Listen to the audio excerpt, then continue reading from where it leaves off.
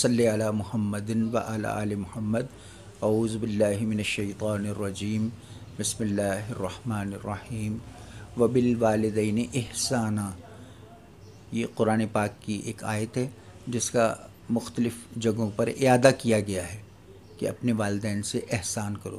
اس کی آگے تفصیلات بھی ہیں، وذی القربہ یعنی یہ رینکنگ بنائی گئی ہے کہ والدین کے بعد کون ہے، وذی القربہ قرابت دار، والمساکین یتامہ والجار جنب والجار جنب وابن السبیل یعنی قریب کے ہمسائے، دور کے ہمسائے، اور جو لوگ محتاج ہیں وہ تمام لوگ شامل ہیں۔ یعنی یہ ایک درجہ بندی سی کی گئی ہے، لیکن درجہ بندی میں اولین نمبر پر قرآن پاک نے کس کو رکھا؟ والدین کو رکھا۔ وبالوالدین احسانا، وذی القربہ یعنی قرابت دار، رشتہ دار جو عزیز و اقربا ہیں وہ بات کے نمبر پر آتے ہیں۔ اس میں بہن بھائی بھی شامل ہیں، خونی رشتے بھی شامل ہیں، اور وغیرہ وغیرہ۔ لیکن اس دور میں نہیں، ہر دور میں لقمان علیہ السلام نے بھی سورہ لقمان پوری نازل کی گئی، اس میں جو بیٹے کو نصیحتیں کی گئیں، اس میں نصیحت نمبر 1 یہی تھی کہ اللہ کے ساتھ شریک نہیں ٹھہرانا، اور دوسری بڑی جو نصیحت کی لقمان علیہ السلام نے اپنے بیٹے کو کہ بیٹے والدین پر احسان کرو، اور پھر طریقہ بتایا کہ کس طرح ماں نے تکلیف کے ساتھ جنا، اور جس مرحلے سے وہ گزرتی رہی اس کا آپ کو اندازہ نہیں ہے، کسی شخص کو بھی اندازہ نہیں، یہ ماں جانتی ہے، یہ اللہ تعالیٰ جانتا ہے۔ غرض و غایت یہ ہے کہ ہر گھر، خواہ وہ جس کا تعلق مذہب سے قطع نظر، ہمیں صرف وہ ان گھرانوں کی بات کرنی ہے جن کا تعلق خالصتاً اسلام سے ہے، جو مذہبی گھرانے ہیں، جو اللہ پر یقین رکھتے ہیں، رسول اللہ پر یقین رکھتے ہیں، رسالت پر یقین رکھتے ہیں، قرآن کو جانتے ہیں، سمجھتے ہیں۔ انہیں یہ جان لینا چاہیے کہ یہ حکم ہے وبالوالدین احسانا، یہ کوئی آپشن نہیں ہے کہ احسان کرو اور یا نہ کرو۔ حج کے لیے تو ہے نا، من استطاع الیہ سبیلا، حج وہ کرے جو استطاعت رکھتا ہے، لیکن والدین پر احسان کرنا جو ہے وہ استطاعت سے اس کا کوئی تعلق نہیں ہے کہ جب وہ بوڑھے ہو جائیں تو اف تک نہ کہو، ان کے آگے اونچی آواز سے بات نہ کرو، اپنا سر جھکائے رکھو اور ہر وقت ان کی خدمت میں مصروف رہو۔ صرف ایک چیز کی اللہ تعالیٰ نے صرف ممانعت فرمائی کہ ان کے تمام احکامات پر لبیک کہو، ما سوا کہ وہ شرک کی دعوت دے رہے ہوں، شرک سے صرف منع فرمایا اللہ تعالیٰ نے۔ باقی تمام کاموں کے لیے اللہ نے حکم دیا ہے کہ ان کی اطاعت لازم ہے ہر صورت میں۔ المیہ اس دور کا یہ ہے، خاص طور سے ہم پاکستانی معاشرہ جب دیکھتے ہیں تو وہ سادہ بگاڑ کا شکار نظر آتا ہے، شاید ہی بہت ہی سب سے بڑا المیہ یہ ہے کہ یہ جو نوجوان نسل ہے اور بالکل بچے جسے ہم کہتے ہیں، والدین ان کی نہ کوئی تربیت کر رہے ہیں نہ انہیں سکھا رہے ہیں، کیونکہ ہر بچہ پیدائش کے فوراً بعد ہی جو ہی وہ یعنی چلنے کی طرف یا کرالنگ کی طرف آتا ہے تو اس کے ہاتھ میں نا لازمی طور پر موبائل آ جاتا ہے۔ چونکہ ہر گھر میں موبائل موجود ہے تو اس کی سب سے پہلی یعنی دلکشی، اٹریکشن کس میں ہے؟ موبائل میں ہے۔ وہ موبائل کی طرف لپکتا ہے اور بس اس میں ہی کھو جاتا ہے، اور پھر زندگی بھر کے لیے کھو جاتا ہے۔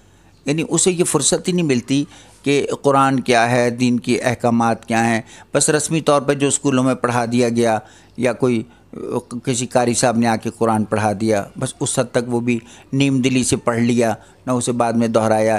حفظ قرآن کا رجحان بھی بہت کم ہوتا چلا جا رہا ہے، مدارس تقریباً خالی ہوتے جا رہے ہیں، اور بچیوں میں بھی ایسا ہی صورتحال ہے۔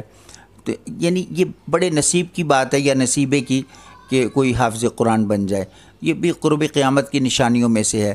یعنی گھروں کا ماحول اس طرح سے ہو چکا ہے کہ بچے جو ہے انتہا درجے کے بدتمیز ہو چکے ہیں، انہیں بولنے کا سلیقہ ہی نہیں ہے والدین کے ساتھ کہ کیسے بولنا ہے، دے دو، کر دو، یعنی کوئی تمیز کا دائرہ رہ ہی نہیں رہا کہ اردو زبان بھی صحیح طور پہ استعمال کریں کہ ماما آپ مجھے پلیز یہ چیز دے دیں، یہ دے دیجئے۔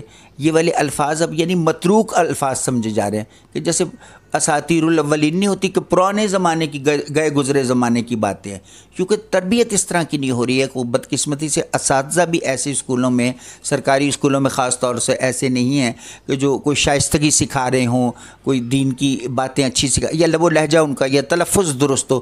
اردو کا تلفظ ہی بگاڑ کے رکھ دیا گیا، اردو بھی پنجابی لہجے میں بولی جا رہی ہے جس طرح پنجابی کو انگریزی لہجے میں انگریزی کو پنجابی لہجے میں بولا جاتا ہے. تو یہ تمام چیزیں تربیت نام کی کوئی چیز ہے ہی نہیں. ماؤں کو اتنی فرصت ہی نہیں ہے. مائیں زیادہ تر کیا ہیں، ڈراموں میں مگن ہوئی ہوئی ہیں. کوئی مختلف ٹی وی چینلز کے جو عشقیہ ڈرامے ہیں ان میں نوجوان نسل ڈوب چکی ہے بالکل. کوئی ٹک ٹاک پہ لگا ہوا ہے، کوئی بکواسیات پہ لگا ہوا ہے. پاکستان کو لوگ کہتے ہیں کہ ناخواندہ ملک ہے. میرے نزدیک پاکستان سے زیادہ خواندگی امریکہ میں بھی نہیں ہے. لیکن سب کے پاس کون سی ڈگری ہے؟ ایم اے کی ڈگری ہے. لیکن کس میں؟ بکواسیات میں.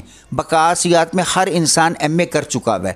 بلکہ بعض لوگ بکواسیات میں پی ایچ ڈی بھی کر رہے ہیں اور شاید اس سے بھی آگے چلنے کی کوشش کر رہے ہیں.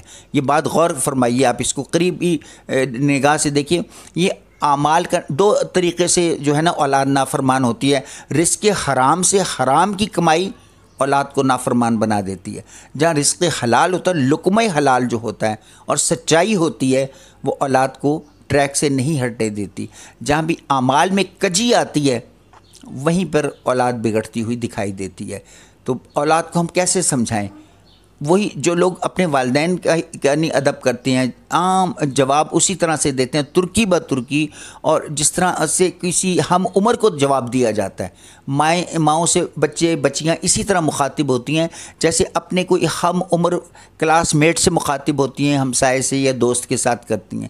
تو یہ فرق ہی نہیں رہا. جب یہ فرق ہی مٹ گیا تو پھر وبالوالدین احسانہ. احسان کا مطلب پتہ کیا ہوتا ہے؟ احسان کا مطلب یہ نہیں ہے کہ پانی کی جگہ پانی پلا دیا جائے. احسان کا مطلب ہے a step higher than، یعنی آپ نے پانی کسی کو آفر کیا ہے تو آپ اس کے ان ریٹرن اسے دودھ پیش کریں، اسے شربت پیش کریں. اسے احسان کہتے ہیں. بس یہ باتیں سمجھنے کی کوشش. جب تک والدین کے ساتھ لوگوں کے معاملات درست نہیں ہوں گے یا والدین خود اصلاح نہیں کہ ان کی اصلاح کی کیا صورت ہے کہ بچپن سے ہی وہ اس کو تمیز سکھائیں کہ کس طرح ہاؤ ٹو ایڈریس ماما. یہ نہیں کہ پانی لا دو، یہ کر دو، وہ کر دو. تمیز سکھائیں کہ پلیز ماما یہ کر دیں. پلیز کا لفظ استعمال کرنا سکھائیں. ہر کام میں دوسروں کا ادب سکھائیں کہ مہمان آئے تو اسے سلام ضرور کرنا ہے، اس کے آگے پانی کا گلاس ضرور رکھنا ہے. یہ بنیادی آداب ہیں جو بالکل مفقود ہوتے چلے جا رہے ہیں. اور اس کی سب سے بڑی ذمہ داری کس کی ہے؟ ماؤں پر ہے. ماؤں کے مشاغل کچھ اور ہیں، ماؤں کی جو گفتگو کچھ اور ہے. چغل خوریاں، دوسروں کی برائیاں، سارا دن ساس کے خلاف چلنا، ساس کا بہو کے خلاف چلنا، یہ ایک معمول بن چکا ہے. اس سے خاندانی نظام منتشر اور بکھر چکے ہیں. بالکل کوئی کنسنسس نہیں ہے. کوئی ایک صفحے پر، جسے ہم ایک پیج پر کہتے ہیں نا کہ فوج اور عسکری قیادت یا سیاسی قیادت ایک پیج پر ہے. یہاں پر نہ ماں ایک پیج پر ہے باپ کے ساتھ، نہ ماں بیٹی کے ساتھ ایک پیج پر ہے، نہ باپ بیٹے کے ساتھ ایک پیج پر ہے. اللہ سے دعا کرنی چاہیے کہ اللہ ہمیں کچھ ہی تو عمل کی توفیق عطا فرمائے کہ قرآن کی ایک معمولی ایک چھوٹی سی آیت پر ہی عمل کرنا سکھا دے. وہ کیا ہے؟ وبالوالدین احسانہ. سبحان ربک رب العزت عما یصفون وسلام علی المرسلین والحمد للہ رب العالمین.